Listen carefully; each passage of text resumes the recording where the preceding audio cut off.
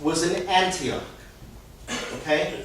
And in Antioch, they called this group Christians. Right? What did I just say?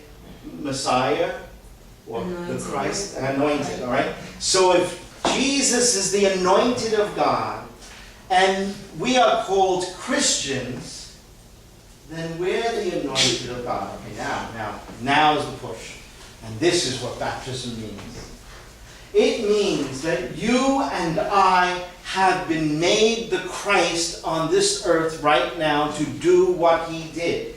You and I have been called and empowered and missioned to heal the broken, to give sight to the blind, to raise up those who have fallen down, and to proclaim liberty to captives. You and I have been called to give new life, to breathe new life into places and people who are dead. You and I have been called by our baptism, because we're made Christian in baptism. We have been called by God to be who Jesus is. And see, in John's Gospel, it's very clear. Jesus is Son of God, and you and I are children of God. That means Jesus is our big brother.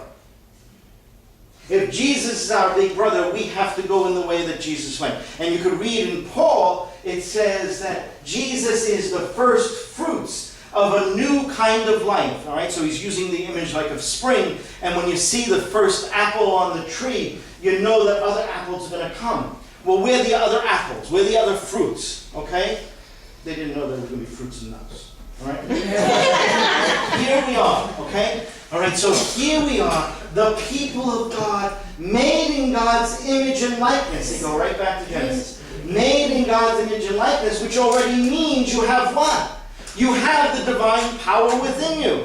You have the divine life within you. You are already a child of God. And if you're already a child of God, you are already what Jesus is. All right? So Jesus reminds us again of who we are and what our identity is. Too often we have read that Genesis story and we miss it. We miss the story. And I remember growing up and hearing in religion class, those Adam and Eve folks, they were proud. All right? That's why they ate of a fruit they were told not to eat of. Well, that's absolutely, totally has to be wrong, because that's not the story. Look what happened in the story. They eat of a fruit, okay? It says in chapter 1 and both in chapter 2, all right, the two creation stories, it says God made humans in the divine image, and in the divine image they were made. Amen. Okay. Chapter 3 says they were in the garden, and of course there's a talking snake, and the talking snake says to them, if you eat of this fruit, you'll be like God. Do you see what the problem is?